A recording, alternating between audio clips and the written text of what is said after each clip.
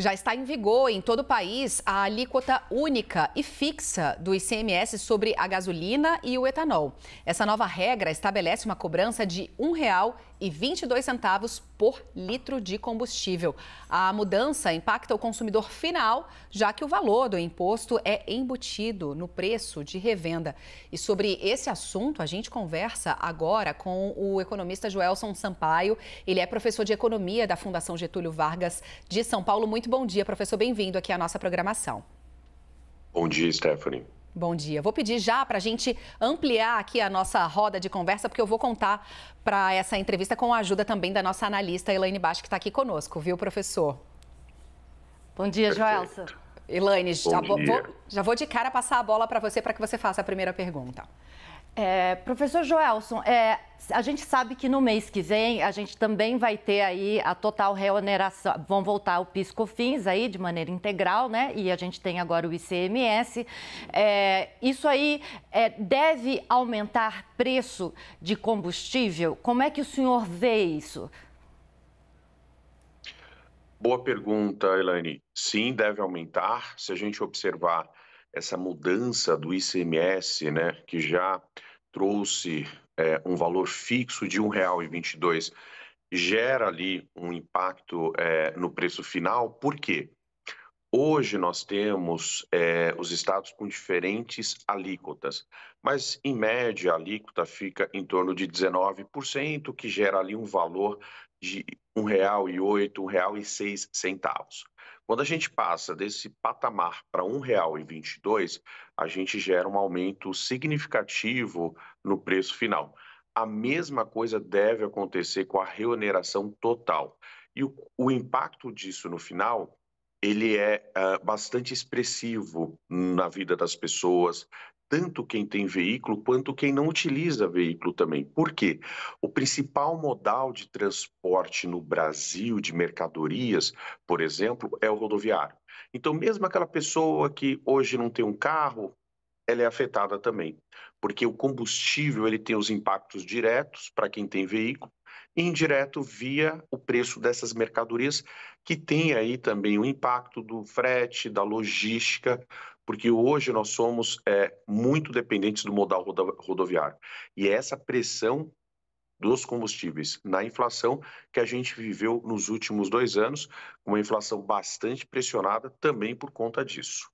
Professor, agora para a gente voltar um pouquinho nessa discussão, né, lembrar um pouquinho do retrospecto, essa era uma medida necessária, essa organização da cobrança de alíquota? Porque, é claro, né, eu imagino aqui que uma das primeiras pessoas impactadas por essa medida sejam aquelas pessoas que moram numa região de divisa, de estado, às vezes vale mais a pena cruzar a divisa para abastecer em outro local, ou os próprios, né, transportadores, caminhoneiros por todo o país que cruzam, né, esse nosso vasto território com cobranças diversas, precisavam se organizar ali na hora de fazer essa conta, onde é melhor abastecer. Essa era uma pauta necessária. Por que essa medida veio agora? Essa é uma medida que tem esse benefício, né, de você ter ali uma alíquota única e diminuir um pouco essa competição que existe entre estados. Claro que essa competição ela não acaba por conta da alíquota do ICMS, mas assim, é uma mudança que procura diminuir um pouco essas disparidades. Essa mudança veio agora porque o governo ele tem esse desafio, né? Ou seja, quando a gente colocou lá atrás uma medida de redução para controle mecânico da inflação, ele tem esse desafio de voltar, né, com o ICMS, e não só ICMS, PIS e COFINS também, são os impostos federais. Então ele tinha que fazer isso de alguma forma, que é o que a gente sempre coloca. Quando nós olhamos essas medidas pontuais de redução de tributos por um momento para combater a inflação, a gente sempre tem essa preocupação porque em algum momento o governo precisa voltar. Então essa era uma medida necessária, reonerar. A segunda é a medida de deixar um patamar único, ela também ajuda no sentido de diminuir um pouco essa competição. Agora, tudo isso, qual que é o ponto, Stephanie, a gente não resolve o problema tributário do Brasil. O que a gente continua ainda avançando e tentando discutir são coisas muito pontuais, setoriais. A gente precisa de fato, e aí sim é necessário, a gente avançar com a reforma tributária, porque a reforma tributária sim vai conseguir diminuir essas disparidades e vai trazer ali um sistema mais eficiente tributário que o Brasil precisa. Essas medidas pontuais, elas ajudam de um lado, como a gente tem colocado aqui, essa questão, por exemplo, de uma alíquota única, onera do outro, porque a gente acaba tendo agora estados que vão ter um impacto muito maior, porque tinha ali uma alíquota de ICMS menor. Temos a questão do PIS e COFINS voltando, ou seja, esse vai e vem é ruim. Para a sociedade, é ruim para a economia. A gente precisa ter o esforço para conseguir avançar com a reforma tributária, que sim, tende a trazer aí uma mudança mais estrutural, que é o que o Brasil precisa. Professor Joelson, como o senhor disse, né, combustível, gasolina tem um peso muito grande aí na vida das pessoas e, por consequência, um peso grande também na conta da inflação. Gostaria de saber do senhor como é que fica, qual que é o impacto sobre o IPCA dessa volta dos impostos para o preço da gasolina.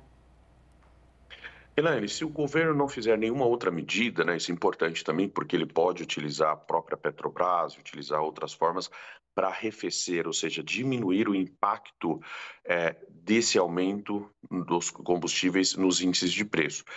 Se nada for feito, provavelmente a gente tende a ter, sim, uma pressão dos combustíveis voltando aí para os índices de preço, no caso o IPCA, e não só o IPCA, outros índices também, porque os combustíveis eles têm esse componente importante para a nossa economia, né? Ou seja, não só a parte de veículos, mas a parte de transporte também, ou seja, transporte urbano, transporte de mercadorias. E aí sim ele tende a pressionar. Lembrando que esse ano a inflação para o final do ano, ou seja, projetada, está acima da meta, ou seja, provavelmente vamos fechar com um ano com uma inflação bem menor que o ano passado. A inflação tem cedido, isso é importante destacar, né?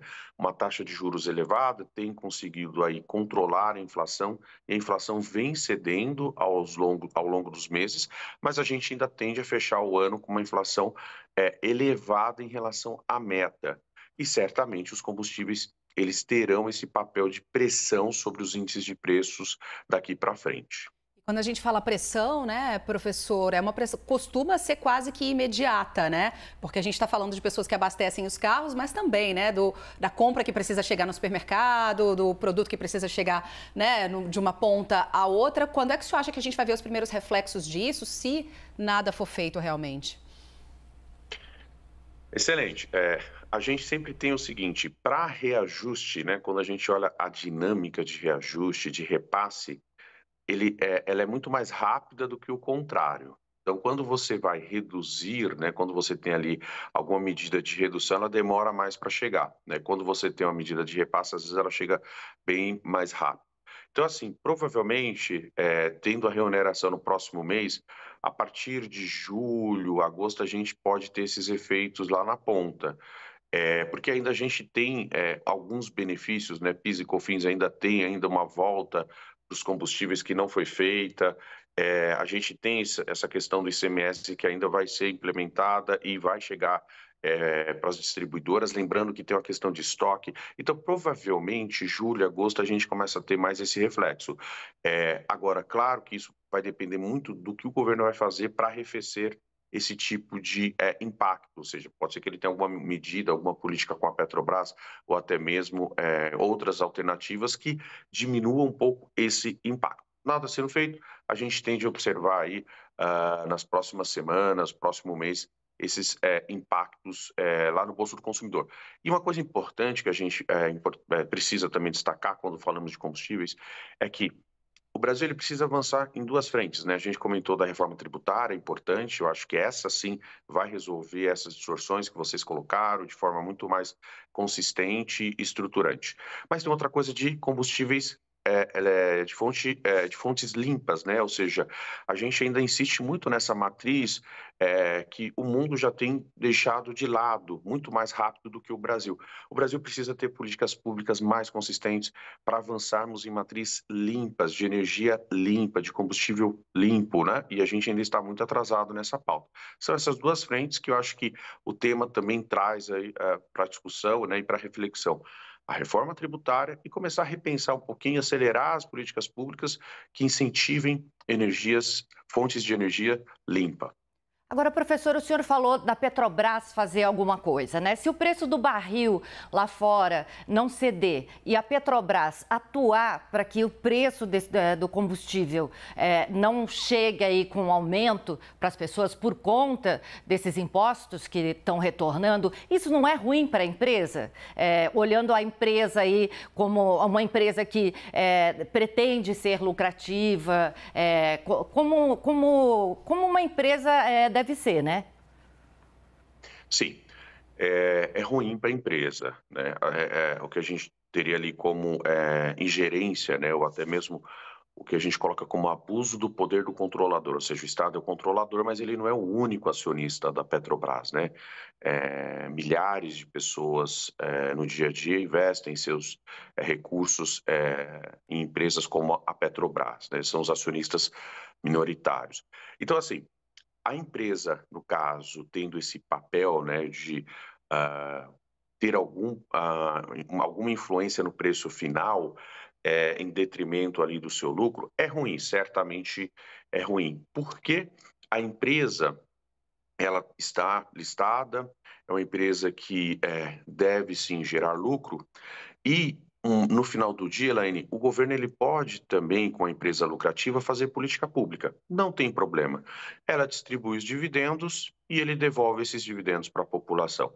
Então, assim, primeira coisa que o governo precisa zelar, sempre, qualquer governo, é pela saúde, pela governança das estatais, né? A gente tem um histórico ruim das estatais de ingerência, de interferência política, e a gente sabe que no final do dia esse tipo de uso sempre é ruim para todo mundo, não só para as empresas, para a população também. O que a gente precisa é empresas sólidas, empresas com boa governança, que gerem lucro. E o governo pode, nenhum problema, ele é acionista, pegar todos os dividendos que ele recebe e devolver, esse é o papel dele, para a população, com políticas públicas, inclusive para redução de preço, enfim, aí você pode ter várias alternativas. Mas o que a gente não pode ter é, novamente, a empresa sendo utilizada para uma finalidade muito ruim no final do dia, não só para ela, como para os acionistas que colocam ali, investem seus recursos nessas empresas, e são milhares.